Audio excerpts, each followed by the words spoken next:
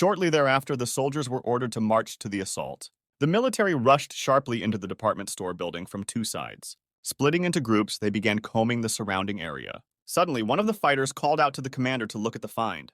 Shu-man saw the gold bars wrapped in his cloak in front of him. The mercenary assumed that it belonged to the wanted object. The officer was greatly surprised after all.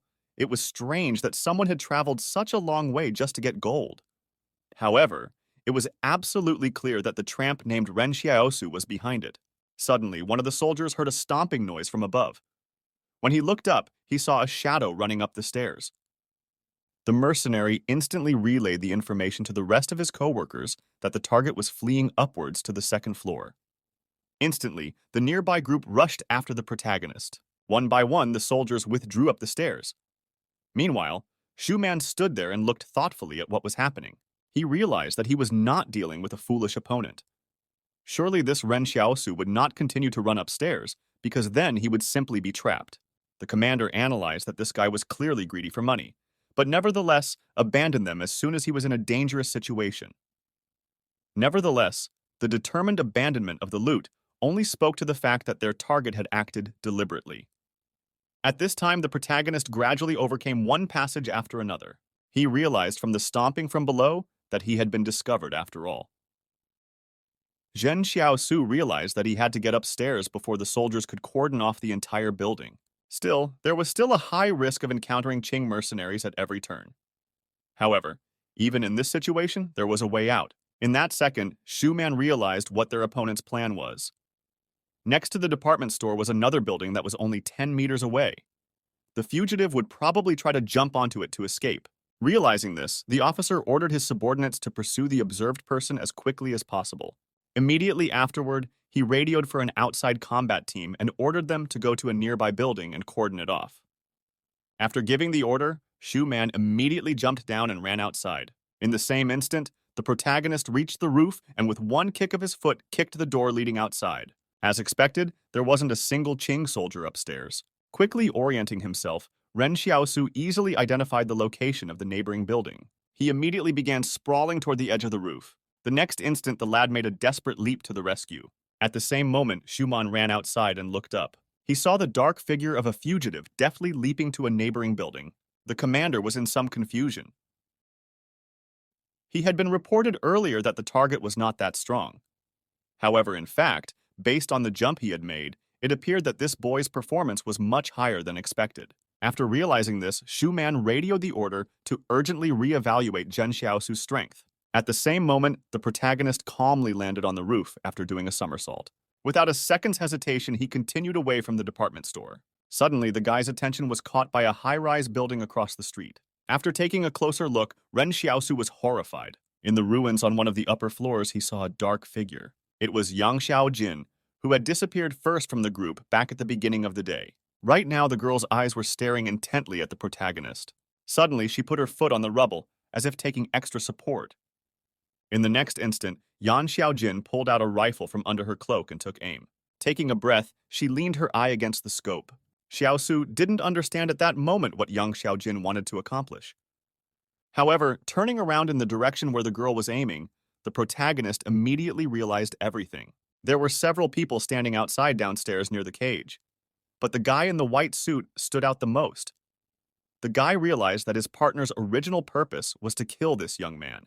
However, the girl was at a very long distance now, which did not guarantee her success. Under such circumstances, the sniper has to calculate many factors such as wind direction, temperature, humidity, and various external interferences in order to shoot. Ren Xiaosu didn't understand how one could shoot accurately from such a distance, if one had to even consider the force of the Earth's rotation. At the same moment, the guy noticed the captive Luo Xinya standing behind the back of the man in the white suit.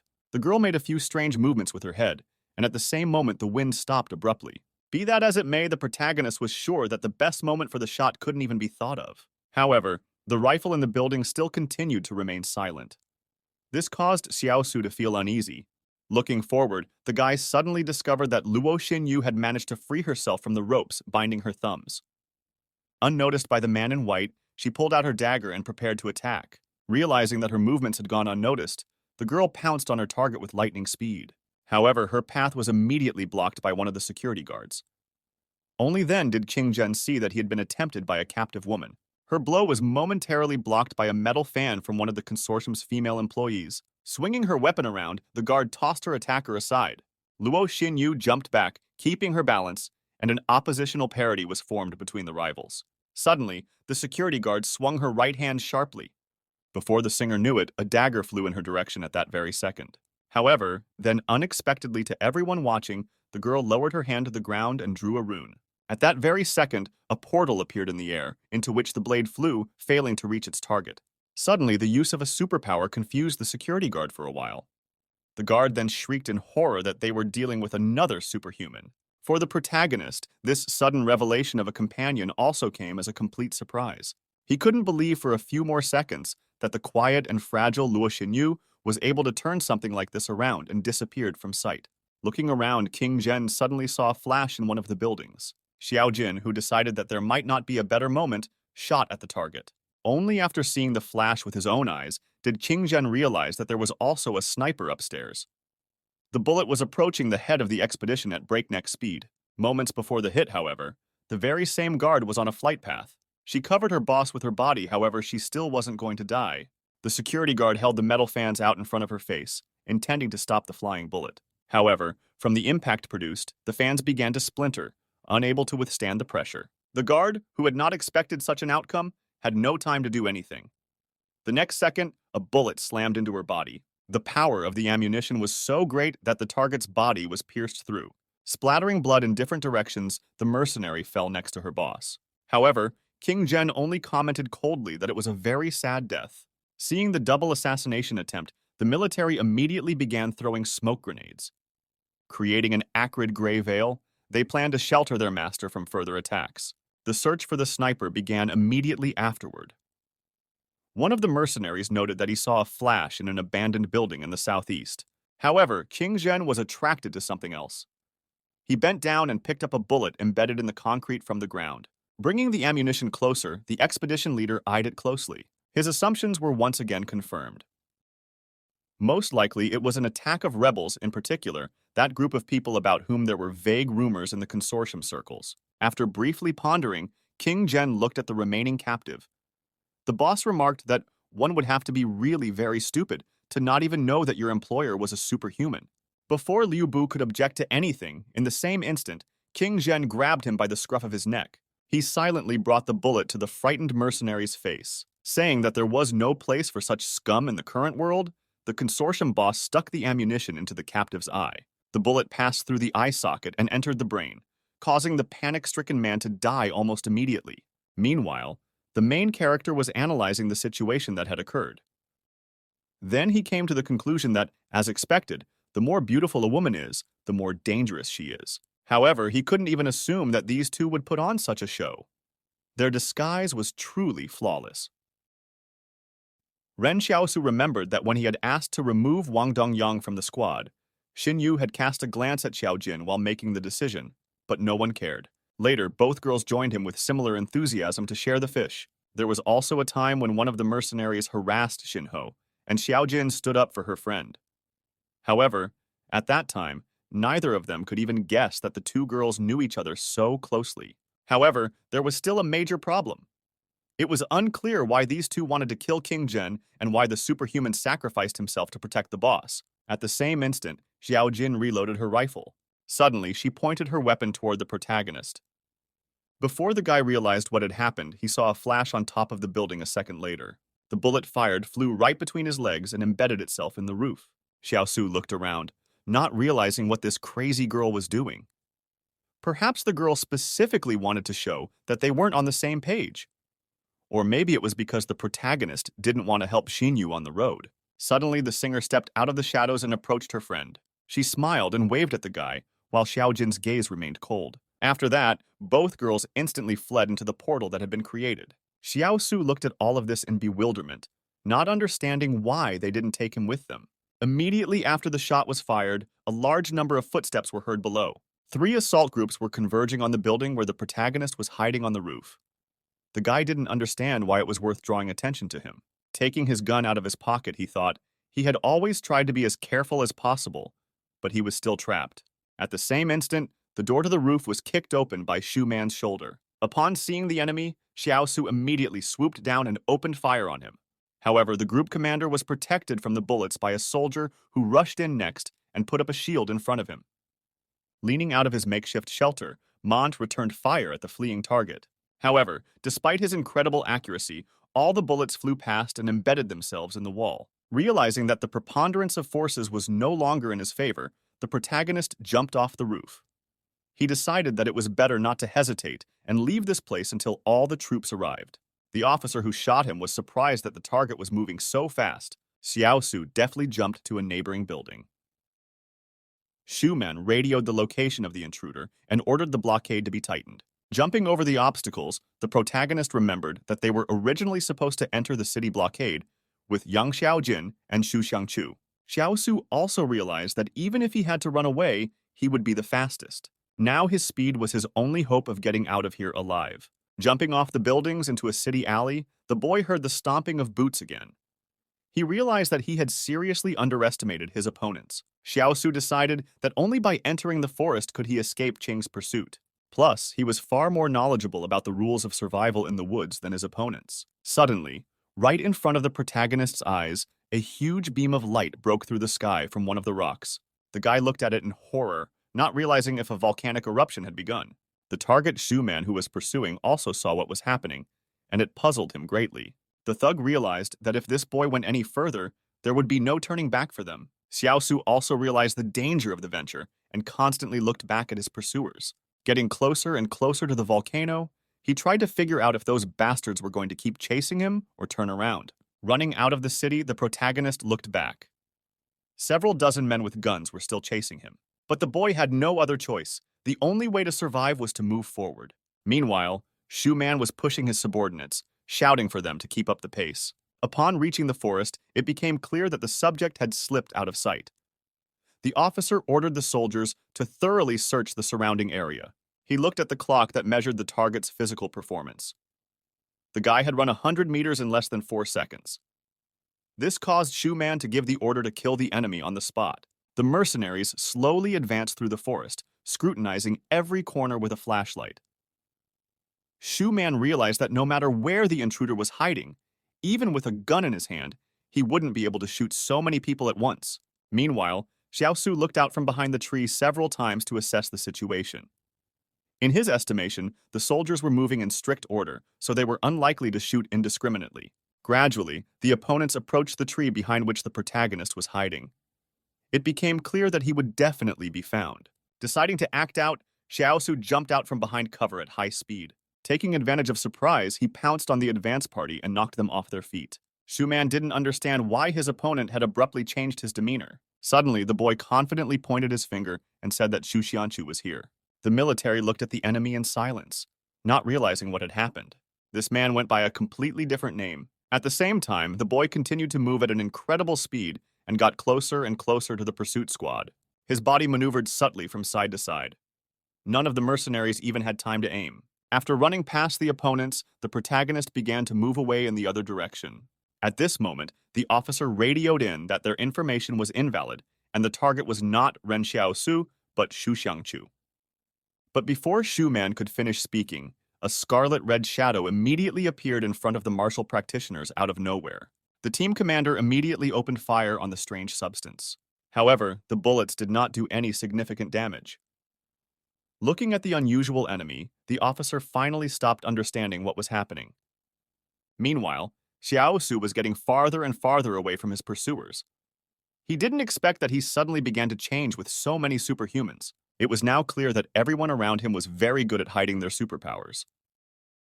Therefore, the guy had to introduce himself as Xu Xianchu for the sake of secrecy. Convinced that the military was distracted enough, the protagonist decided to bring back the shadows. He ordered the dark matter to return, and the monster obeyed. The shadow suddenly turned into a large red ball, and knocking down the military flew towards the protagonist. Lightning fast after covering the necessary distance, the monster appeared near its master. As the dark matter pierced into the host's body, Xiaosu felt an incredible pain. His whole body shook violently. As it turned out, the shadow had a peculiar side effect. It seemed that the injuries received by the dark matter in battle were also transferred to the body. After catching his breath, the guy looked around and made sure that he had gotten rid of Qing's men after all. Xiaosu decided that he should rest first, and then run on after regaining his strength. But suddenly the boy heard sounds in the neighboring bushes. He was stunned and realized that he was not alone. Xiaosu looked closer and saw several creatures crawling towards him from the darkness. These were the same monsters created by human experiments of the past. The three creatures slowly crept toward their victim, as suddenly the lad heard the rustling of leaves overhead. He looked back and realized he was also being attacked from the other side. The protagonist managed to jump aside and the creature landed on the ground. Xiaosu realized that it would be suicidal to open fire now, as he would give away his location to the Qing consortium. In that case, he would be squeezed from both sides and would probably be killed. There was also no question that if the subject was attacked at close quarters, a pistol would not be as useful as a dagger. In this situation, the protagonist could only rely on cold weapons. The boy slowly reached for his weapon.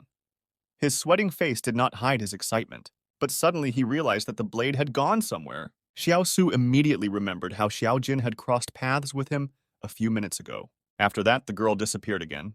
The protagonist couldn't believe that she had stolen the knife so treacherously, although it was Xiaojin who had spoken of trust earlier. Now he had to fight in hand-to-hand combat with 4 monsters at once. Xiaosu felt that there was no way to avoid the fight anyway, so it was better to start first.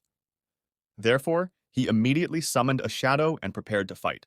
The guy got into a fighting stance and shouted for everyone from the monster to die. But suddenly, one of the monsters that moved faster than the others attacked the protagonist from behind, slashing his back.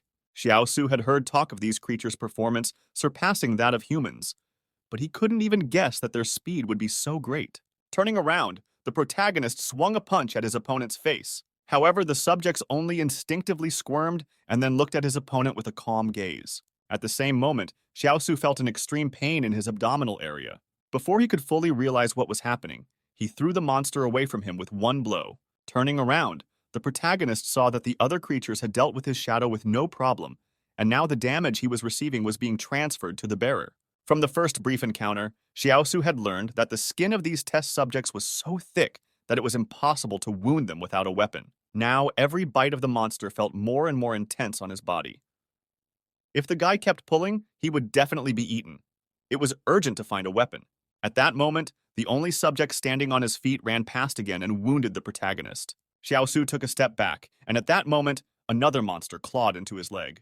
The subject's jaw was incredibly strong. With a swing, he tossed the protagonist aside. The boy fell to the ground and was about to lose consciousness. His shadow was still being torn apart by the creatures. Suddenly, a subject jumped out from behind the trees towards Xiaosu once again. The monster fell on top of the guy and put his foot on his chest. The exhausted protagonist realized that he couldn't use his abilities at all. Suddenly, the system announced the ability to obtain the special skill Breath of Death. Xiaosu started shouting exasperatedly that he wanted a new weapon. The monsters retreated for a while, and the guy saw a message from the palace. The system offered to open the seal leading to the Breath of Death. However, the palace then stated that everything has a price, and that for the protagonist would be loss. Xiaosu realized almost immediately that it was about a complete nullification in exchange for saving his life. He wondered if he would have to lose everything he had gained and passed through over the years. He started kicking the protagonist again. The guy, meanwhile, was wailing that he had gained gold, money, a gun, and even normal clothes in all this time. Xiaosu became furious, not understanding why he had to give it all away. However, the palace refused to talk to him at some point. Meanwhile, the monster struck more and more blows at the defenseless victim. Suddenly, a sign appeared in front of the protagonist, stating that he needed to praise the palace 7 times to unlock weapons. Xiaosu started showering the system with thanks. Sighing heavily, he said that firstly, he was thankful that he never avoided new opportunities. Secondly, he was no longer afraid to face danger. For the third time, Xiaosu thanks the system for never compromising in the face of trials and tribulations. Fourth, the guy was glad that when faced with temptation, he always had a backup. Afterward, he thanks the system for never having been and never will be a hypocrite. Smiling broadly, Xiaosu said, grateful for the 6th time for soberly assessing the situation and never hesitating. At the end, the protagonist thanked the palace for saving him even in the worst of situations. By then, the subject was down on the ground and seemed ready for another attack. Xiao Su shouted at the top of his voice that he wanted to unlock the weapon. A second later, the monster pounced on the boy. It seemed like it wouldn't leave him alive. However, then a purple cloud of darkness began to form in Xiao Su's hand. The guy didn't know what was in store for him yet, so he just held up an outstretched hand. Suddenly, a blade materializes in his hand out of nowhere. Xiao Su straightened his arm and realized that the fight was now in his power. The new blade felt incredibly powerful, as if it drew a line between life and death that even 1,000 armies could not match. A few moments passed, and the severed monster fell to the ground. The rest of the monsters that were just getting to their feet looked at the death of a kin with bewilderment. Xiao Su then turned around, and his gaze fell on the opponents who were taking cover near the trees. Realizing that the best thing to do here was to attack on multiple flanks, the lad summoned his shadow. Then the host and his henchmen rushed towards the test subjects. Only now could the protagonist tell that he was not alone. The creature tried to counterattack, but Xiao Su easily evaded the blow thanks to his agility. He leapt to the side and swung his blade, slicing his opponent in two. Meanwhile, the shadow, who also received a copy of the protagonist's sword, effortlessly destroyed the remaining enemies. Just a few light swings and a single blade decided the fate of the entire outcome of the battle. It was at this point that the protagonist first rightly noticed that his superpower was finally making itself felt. However, the palace then announced a new quest in which you had to collect 1,000 thanks coins to unlock a mid-level weapon form. A short while later, Qing's soldiers run up to the scene of the battle. At the site, they discover the bodies of 4 test subjects. This leaves the corporation's fighters stunned and somewhat horrified. This was the first time Shu Man had encountered such power. Never before had he seen someone destroy such monsters with such ease. All the places where there was blood had imprints from the same soul. This indicated that only one person had really fought here. The commander began to get confused because on the one hand, there was clearly only one assassin involved. On the other hand, this kind of power far exceeded the entire current group of fighters. The officer radioed that Xu Xiangchu should be re-evaluated, for he had single-handedly killed 4 test subjects. Broadcasting the news, Xuman also noted that their target was injured, and judging from the traces of blood, there were many. Zhen ordered the secretary to raise the rank of the main opponent to B. The boss then told his subordinate to remember to collect a blood sample from the site of the enemy's injury and send it to the warehouse for analysis. At the end of the conversation, Zhen was finally able to summarize the operation. 3 people had shown themselves as people with superpowers during this time. However, the fate of Ren Xiaosu remained unclear. The boss hoped that this boy would be caught alive, and in the future, he would be a good bargaining chip in the fight against Zhang Jinling. In turn, this old man's love for justice was well known throughout the north. Then Zhen generally thought that there was nothing wrong with them not catching some brat. In any case, both fortresses were still in the hands of the Qing consortium. So the boy will probably want to go home and be captured by the military there. Meanwhile, the operation in the forest to find Xu Xiangchu was still going on. Shu Man with a flashlight walked ahead of his group. The enemy seemed to be fleeing towards the volcano, but further pursuit was fruitless. Plus, judging from the amount of blood found on the battlefield, he was clearly seriously injured. However, even that didn't cancel out what the mercenaries saw in the forest. With the combat abilities of this intruder, even a well-armed squad would have a hard time. For example, catching one subject during the day killed 3 people and injured 13. However, the main attraction was the way the opponents were killed. They were even thin cuts right in the middle of the body. It was known that even with good tactical weapons, the skin of these creatures would cut through with difficulty. This once again pointed out the incredible strength of this Xu Xiangchu. Suddenly, rustling was heard in the bushes not far from the squad. It was the same superpowered boy. However, he was now running at full speed to the mercenaries. The armed men opened heavy fire on the superhuman. The only thing that was unclear was why the little brat had come back here. But suddenly the protagonist shouted out that now was not a good time to shoot at him, and it was better to look at what was going on behind his back. And indeed, there was some equal sign, incredible amount of monsters running right behind the guy. The soldiers were incredibly shocked. Shu Man asked his opponent if he had turned the hive of those creatures around. After a while, the protagonist also ran into town, bringing a horde of monsters with him. The consortium soldiers nervously regarded the advancing avalanche of test subjects. They realized that soon almost everyone here would be dead. Therefore, immediately, the mercenaries opened a barrage of fire, not at the advancing monsters, but at Xiaos. The guy was starting to get really annoyed by this. He shouted that he was not an enemy to humanity, and really they should concentrate not on him. After firing a few more shots in his direction, Xiaosu realized that he couldn't be here anymore. The shadow he was controlling soared upwards and left the city. Now the commander had to choose between chasing the intruder or protecting the rear units. Only later did the officer realize how useful yet foolish the tactic Xu Xiangqiu had used was. This brat just wanted to use the test subjects to contain the consortium, and thus get rid of two problems at once. However, the secret encryption said that the number of test subjects in this region did not exceed 100 individuals. There were many more in this horde. It occurred to the commander that the flame source might have deliberately spread false information to frame Zhen. In a way, it was deserved, since his boss had killed quite a few people from the opposing organization. However, there was no time to sort out conspiracy theories now. The officer shouted to his subordinates to start building a defensive line. He then ordered all personnel to open fire immediately, holding the defenses in place to buy time for the city. Hearing this, Xiaosu realized the difference between private armies and regular formations for the first time. Surprisingly, these men were willing to sacrifice their lives in order to save and cover the comrades left behind in the rear. That was why it was incomprehensible to the protagonist how such a handsome young man in a magnificent suit could lead such an army. Meanwhile, the soldiers lined up in a wedge and sat on their knees shooting the advancing monsters. However, the faster the wave of monsters approaches, the harder it is to stop them. Bullets of any caliber were completely useless against these creatures. This was taking a dramatic turn, but suddenly the soldiers' radios transmitted an order for a slow retreat to pre-prepared positions. The rear reported that they were ready to fight.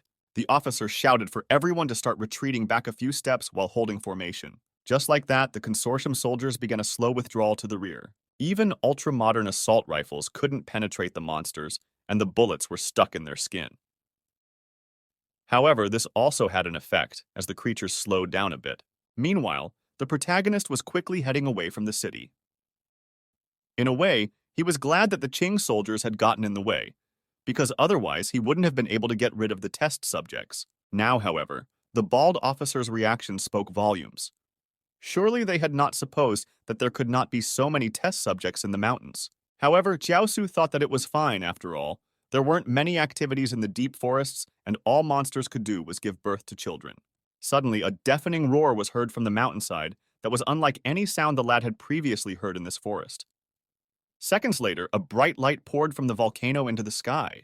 When the guy managed to look a little closer, he saw a huge red paw emerge from the lava outside. Xiaosu couldn't believe his eyes, for it was hard to imagine that some monster was still hiding in the volcano. This same flash, followed by an unknown object, was also seen by Qing Zhen from above the ruined city. Standing nearby, the military man asked in bewilderment what was going on up on that damn mountain. The boss avoided answering, saying that sometimes such mishaps happen.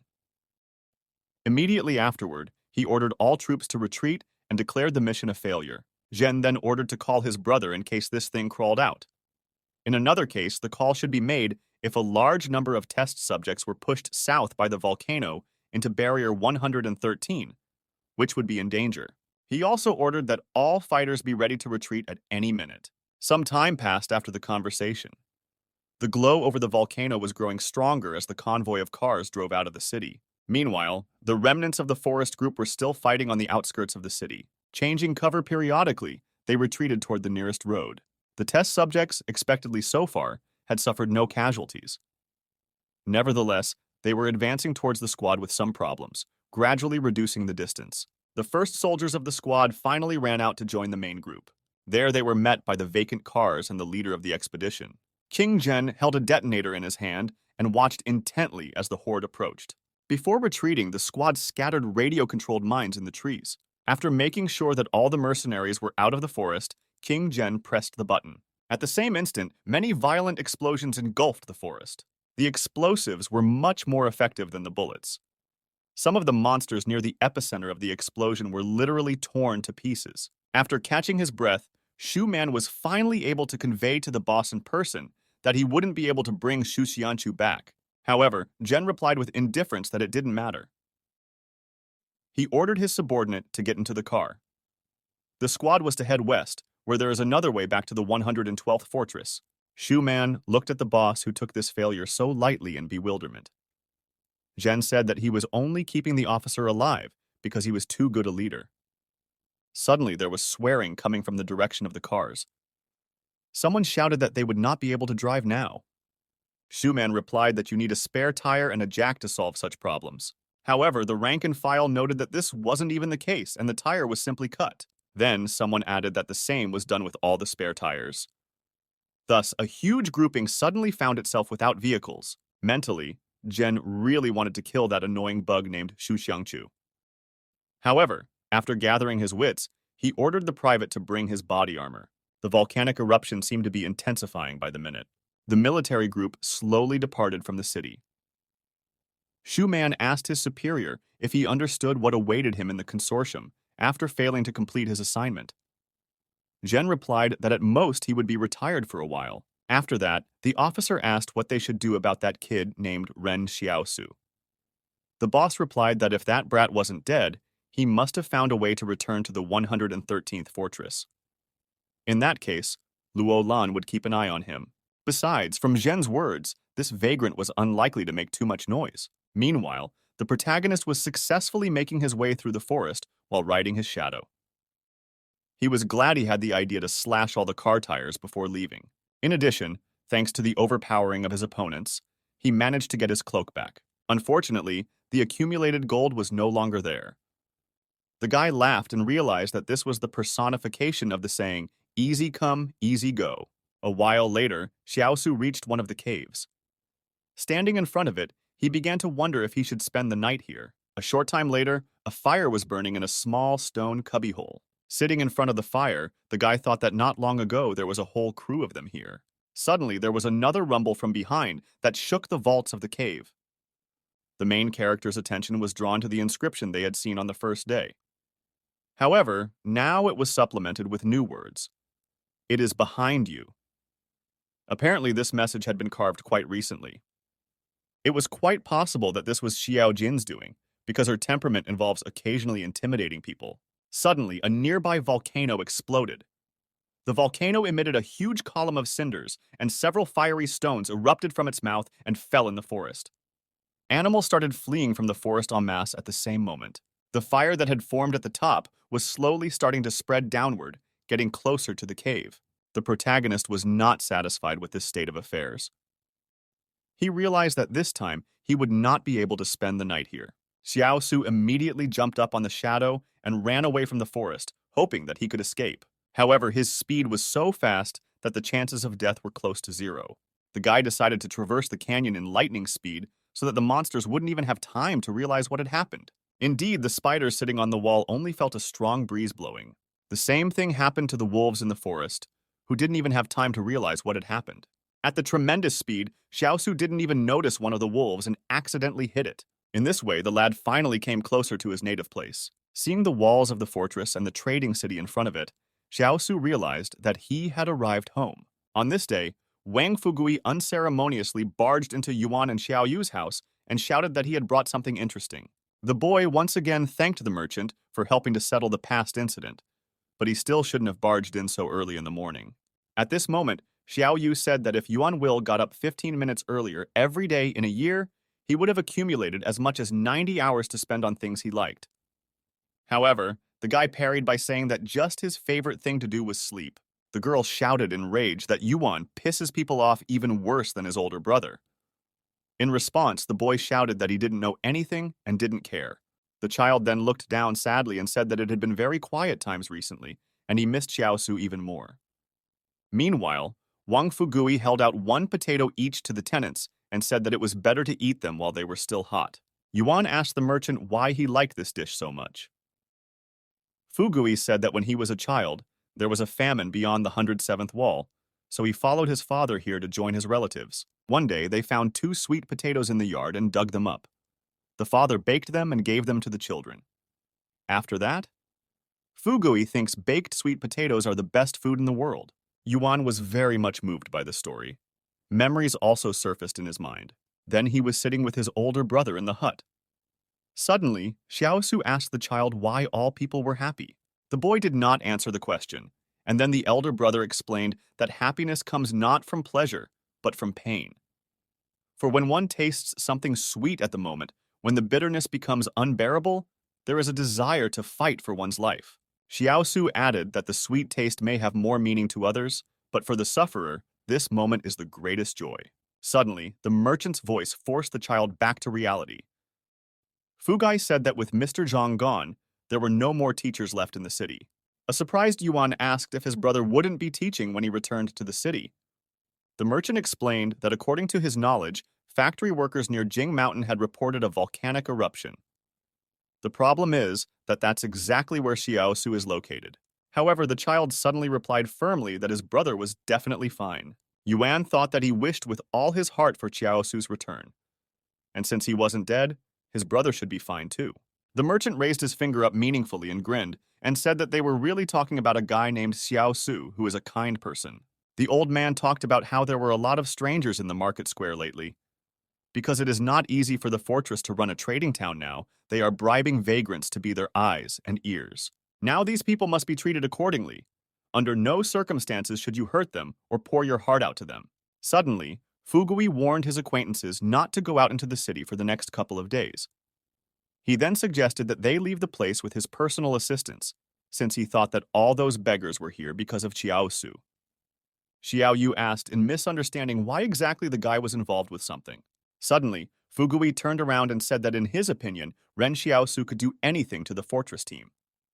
Meanwhile, Qing Zhen and the remnants of the group continued to advance through the forest. Seeing nothing but trees around him, the boss reprimanded and asked how long it would be before they reached Fortress 112.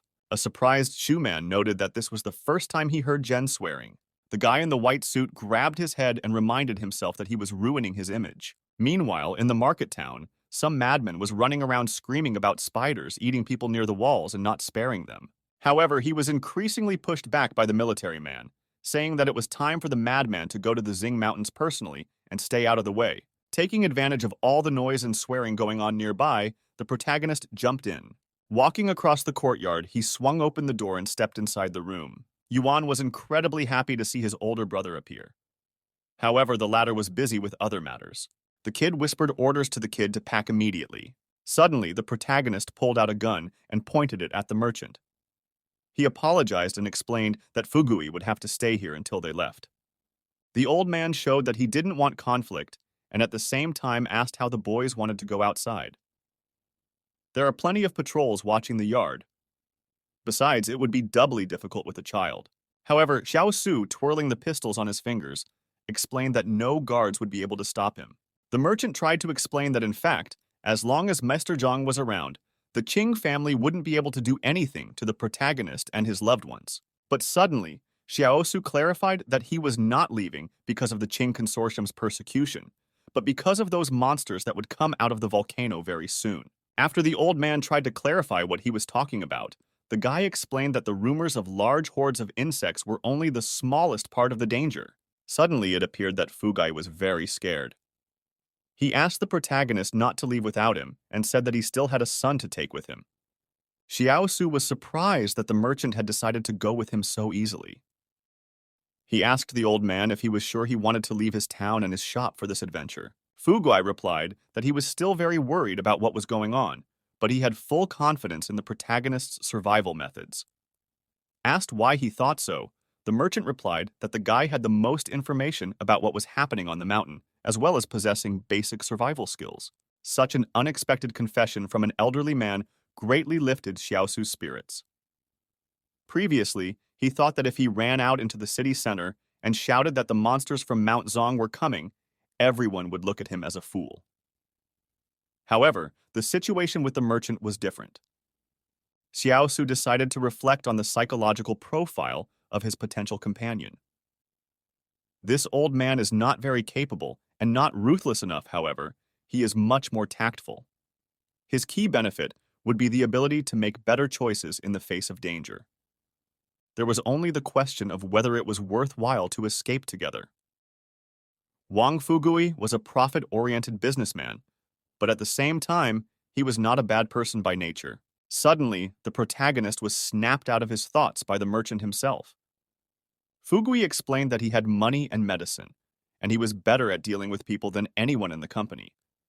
These words finally convinced Xiaosu, but he was willing to pull this deal if all the merchant's money went to him. Fugui shouted happily that he would run after his son and come back. When the old man left, Yuan told a story about how robbers had broken in some time ago, and he had killed all 5 of them. This was what brought Wang Kunyan here once again. Xiao Su immediately started asking a bunch of questions about the gun, the trouble delivered, and what came later. Yuan explained that Mr. Zhang had exposed himself to protect them. As a result, he left somewhere with the military, having previously handed the child a coin to say goodbye. The protagonist was greatly surprised that a simple schoolteacher actually had some kind of hidden life. He asked his brother who Zhang Jinling ended up being. Yuan explained that his teacher had not told him the details, but he had mentioned Fortress number 178. In addition, Mr. Zhang said that he would go to the northern lands in Saibei if things got really bad. At this moment, Xiaosu realized that they were being squeezed from all sides. Therefore, in order to find the answers to all these questions, one must first go to Saibei and find a teacher. Xiao Yu relayed that all the luggage had already been collected, and they could move out. Looking around, the protagonist was surprised that the girl had harvested all the cabbages that teacher Zhang had once planted. However, Xiaosu suddenly said that all those cabbages could be left out, as they would pick up wild vegetables on the road. Immediately after these words, the merchant came into the room. He was holding the hands of his cranky son, who was shouting that he didn't want to go anywhere. As intimidation, Fugui said that if the child didn't want to be eaten by bugs, then they should leave this place. However, the boy asked why they didn't take Li Yuqian with them in that case. Xiaosu asked his younger brother who he was talking about, and Yuan replied that it was that old man Li's daughter. Upon hearing this, the protagonist replied firmly and clearly that he would not take this girl. The boy cried and shouted that the deputy teacher in the school had no right to leave his students to their fate. The child wouldn't stop, saying that Professor Zhang would never do such a thing. In response, Xiaosu grinned, remarking that the merchant's son and old man Li's daughter would make a great couple, so it was fine to leave them both here. The others watched this strange altercation with their mouths hanging open. Some time passed, and all conflicts were settled. And now the fugitive's first hand grasped the fence. It was Wang Fugui. He would definitely be the hardest to climb, so the merchant had to climb up first. Suddenly, an unfamiliar voice called out from the side of the protagonist by name. The boy turned around and saw 2 unknown men coming through the wicket. It was immediately clear that they were people who worked for the fortress. Shouts were heard among the vagrants to catch the fugitive. But at the same second, Xiaosu pulled out his gun and fired. The first bullet immediately struck one of the attackers in the chest. The protagonist smiled and, clicking the shutter, motioned for his friends to step aside. Several people still tried to pounce on the guy in a desperate attempt to grab him. However, a few accurate shots instantly stopped the attackers. While some of the people were floundering in their own blood, the others immediately ran away. The protagonist ran after them. Stopping, he urged his partners to hurry over the wall and hide. 2 more accurate shots followed, and another pair of assailants were defeated. The people fell down dead. However, Fugui and his son, Yuan and Xiao Yu, did not move. The protagonist once again told them to run away from here. He explained that there was a fortress numbered 109 to the southwest, where they would go. At the same time, 2 different groups of people rushed away from the center. Some were fleeing away from the city, while others were running closer to the walls. Suddenly, the characteristic murmur of bugs was heard in the streets of the city. The protagonist turned around and saw one monster pouncing on a defenseless civilian. The number of monsters began to increase dramatically. They attacked the townspeople more and more, who did not understand where the threat was coming from. But an even bigger surprise was the earthquake that suddenly started. Right in front of the protagonist, a huge crack began to widen towards the wall. The soil was deteriorating at a catastrophic rate. Looking closer, Xiaosu suddenly discovered a large number of small red eyes in the rift. Meanwhile, the wall guarding the 113th fortress finally began to crumble. The travelers were running away from the rising dust cloud at full speed. Xiaosu suddenly remembered that his younger brother had once asked him what would happen if the wall fell. As it turned out, the symbol of the fragile human universe could collapse at a moment's notice. But exactly now was the worst period in history, because monsters appeared behind the wall. Suddenly, a large bug followed the trailing Fugai and his son. The traitor began to shout and cry for help. The The protagonist turned around and destroyed the enemy with a single shot. Realizing that these two could cause trouble for the entire group, Xiao Su ordered them to move. Suddenly, Xiao Yu asked if those city dwellers who remained within the destroyed wall would survive. The boy explained that it was enough that the 5 of them had survived. A while later, Yuan pointed his finger towards the walls and said that some strange glow appeared there. The protagonist turned around and indeed saw a strange ball shimmering with shades of purple and pink. Xiao Su suddenly realized that it was very similar to the bubble that the great Zhang Baogan had blown. The monster's close attention to the unidentified object once again proved that the superhuman in front of them was a superhuman. When the bugs flew close enough, the bubble would explode and hit them. Soon, a large number of these balloons appeared in the sky above the fleeing crowd. These bubbles attracted a lot of attention from the bugs. This gave the survivors a unique opportunity to get away from this place. Large groups of townspeople joined with former residents of the trading town to make their way together to the nearest fortress. A short while later, Wang Fugui pointed out that a large number of people had rushed in the same direction they were running. Xiao Su explained that in that case, they would have to speed up even more. After all, the groups of survivors would surely bring a tail of bugs with them. Moreover, the humans themselves might turn out to be a new danger. And the guy naturally knew what he was talking about. Knew those merchant town folk too well. In front of an unarmed man, they're capable of anything. But when you point a gun at them, they turn into a disorderly mob. Xiao Su immediately handed his younger brother the gun and asked him to hide the weapon better. The fortress was already left behind, as were most of the survivors. Pointing this out, the protagonist said that they would rest this night here. The travelers began to set up camp. The merchant's son asked his father if it was true that superhumans were so powerful and how he could become one of them. Wang Fugui replied that he knew nothing about them. Liu Yuan pointed out that it probably needed some conditions, such as luck, lineage, or something like that. The schoolboy anxiously said that then his father couldn't be superhuman either. In response, Yuan joked that the classmate might not worry, because it might not be his father at all. Wang Fugui, who heard this, became furious and told the protagonist that he and his younger brother were too sharp of tongue. In addition, the merchant began to claim that the legendary hero Zhang Baogan did not become superhuman because his father also had superpowers. At the same time, in another temporary refugee camp, Wang Fugui was being discussed.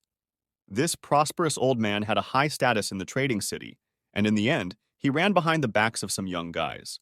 Then someone pointed out that the merchant must be carrying quite a bit of money. Besides, he had owned the store for so many years that he must have some possessions for escape. But suddenly, one of the guys suggested that they should even forget about thinking of robbing Fugui, because he is under the protection of Ren Xiaosu and Liu Yuan, each with firearms. His opponent pointed out that they shouldn't be so afraid of guns if they could take these bastards down in numbers. And they probably didn't have much ammunition left. In that case, the skeptic asked his partners which of them would go first to storm the camp. Immediately, all the enthusiasm of the failed robbers waned. Some of the survivors camped out in an open field not too far from the castle. Suddenly, a long wolf howl was heard in the forest. This immediately caused a commotion among the people. Panic broke out among the refugees. They rushed back in the opposite direction with shrieks. Meanwhile, in the makeshift camp of Xiaosu and his companions, a fire was already burning in full swing. The vat was boiling a soup of wild plants and vegetables collected nearby. The protagonist noted that he had not yet added the cilantro he had recently found by the side of the road. Wang Fugui explained that he doesn't eat this supplement because it smells like bugs and makes him sick. Xiao Su joked that it was all because the merchant was just eating bugs wrong. These words almost made Yuan's stomach turn inside out. However, Fugui's son excitedly said that he would like to try the bugs. At the same time, some of the refugees saw the bonfire and ran towards it. The trader began cursing those fools for following them. However, Xiao Su immediately assessed the situation and realized that these people were just saving their lives. He explained that these people were saving their lives by their presence because they were alerting them to the approaching danger. The main character stood up and said that they needed to get out of here immediately. They had little to no protection so far, so they needed to use any means possible to escape the danger. Suddenly, the sound of engines was heard on a nearby road. It was a convoy of military trucks coming from the broken fortress. The travelers walked through the forest and came to the road. There they watched a crowd of refugees and a military column traveling parallel to them. However, even here, there was something wrong. Xiaosu had heard Xu Xianchu say earlier that the Qing Consortium's combat team in the fortress numbered 4,500 people. However, there were far fewer people traveling in this particular convoy. Luolan collapsed in one of the cars. At the time of the crash, he ran outside in what he had slept in. Breathing heavily from the heat, he said it was bad luck, for the barracks had been built right on the crack. A while later, the boss asked if they had enough fuel to reach the 109th fortress. The driver said that the target was 210 kilometers away, so they would definitely not have enough.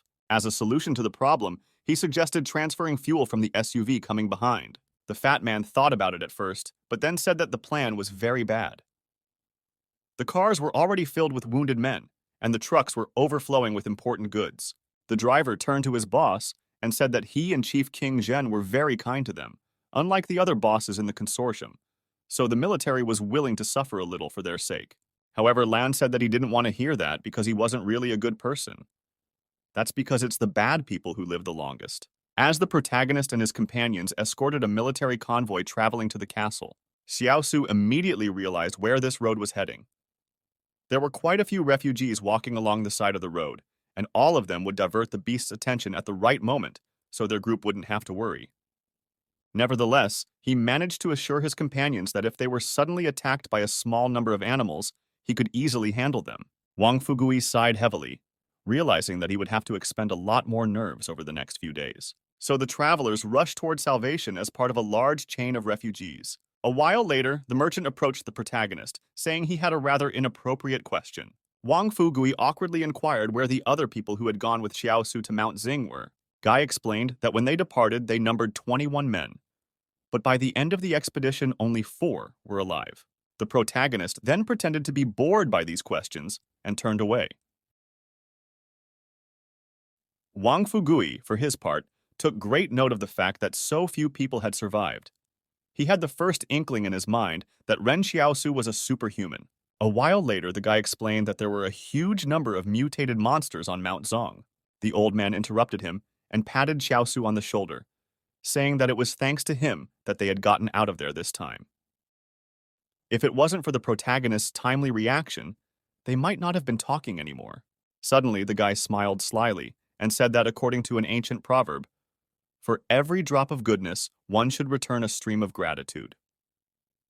Fugi hesitated and suggested only to remain polite friends or something like that. Some time passed, and the travelers began to climb toward one of the passes. Suddenly, a terrifying scene opened right before their eyes. The man threatened the man sitting on his knees with a gun and ordered him to give up all the food. The poor man said he couldn't do that because he was hungry too. The bastard with the gun suggested the unfortunate man go digging in the bushes and find himself some edible herbs. The people being held at gunpoint were the elite who lived in the fortress. They resented how some vagabonds from a trading town had the right to touch them. The man named Wang Yiheng chuckled and said that in that case, he was still the director of the sand and gravel factory. Immediately afterward, the thug fired a shot into his opponent's chest. The guy falls to the ground dead. At that moment, the bastard says that fortress number 113 is gone, and at fortress number 109, everything starts over. He explained that now the boss is the one with the gun. At the same time, Yiheng insisted that he is not someone who kills innocent people indiscriminately, so if everyone behaves themselves, they will stay alive. The thug then ordered random people to search the former residents of the fortress and bring him anything of value. The men hesitated somewhat, at which point the bastard began prodding them in every way possible. Another group of robbers harassed a married couple, urging them to give up everything they had. This time their loot was small, just some small beads and an inexpensive ring. Wang Yihan organized an entire concern to rob refugees. The bandit reassured the victims, saying that if their head was still in place, they would behave and do something stupid. An agitated Wang Fugui asked the protagonist if their things would be taken away too. However, Xiaosu replied that no one could take anything away from them.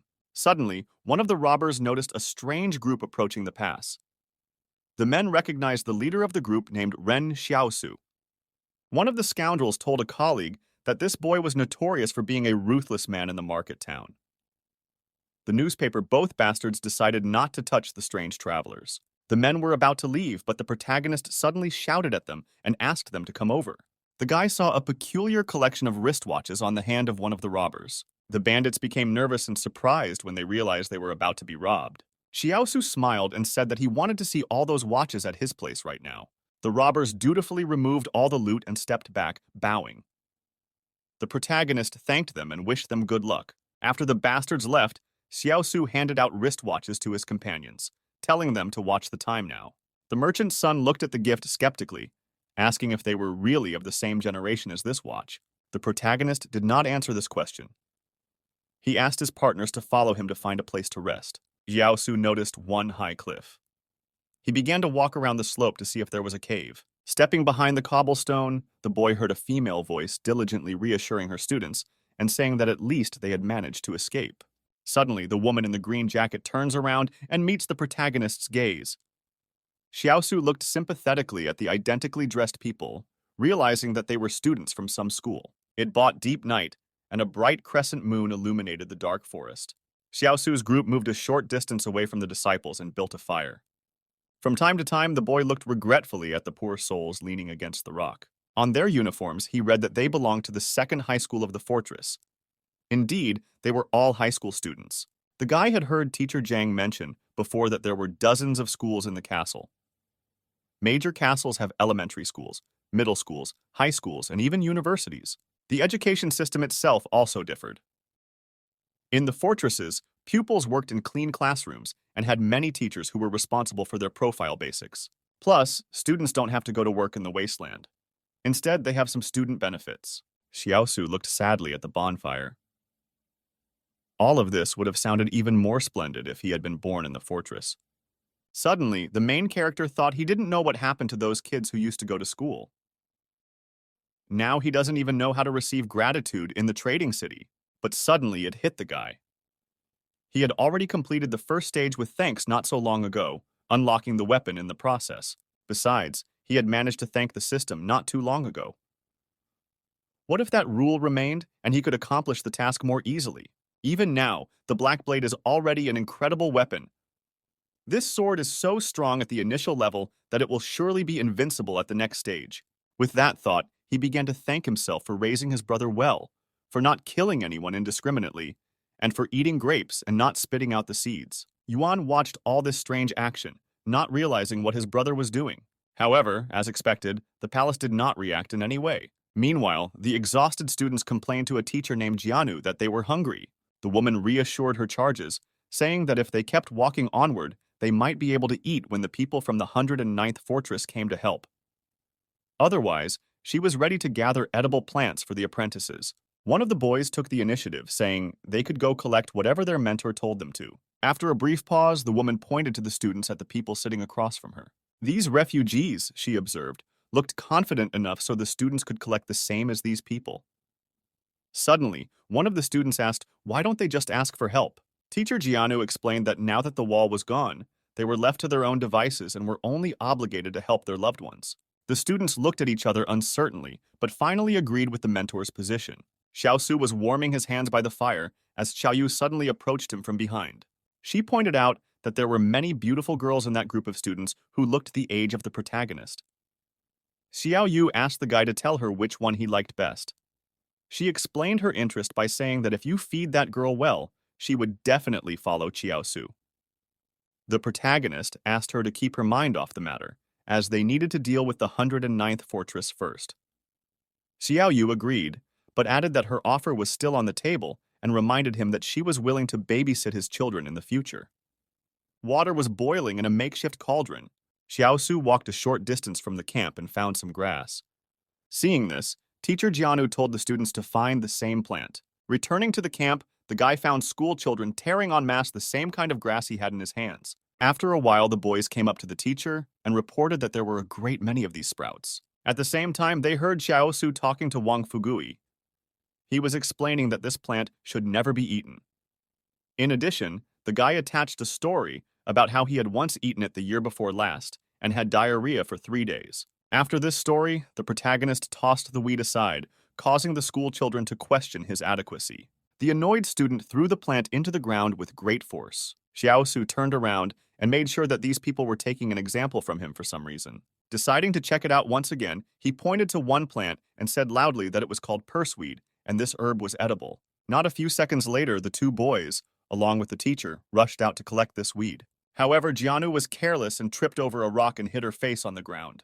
The students lifted their mentor to her feet and she said she was fine. One of the guys told her that she had already helped them all along the way, so now she'd better get some rest. Jianu laughed and said she didn't want to hear that because as a teacher, she should take her charges to the fortress. After a while, the students began to chew on the grass they had collected.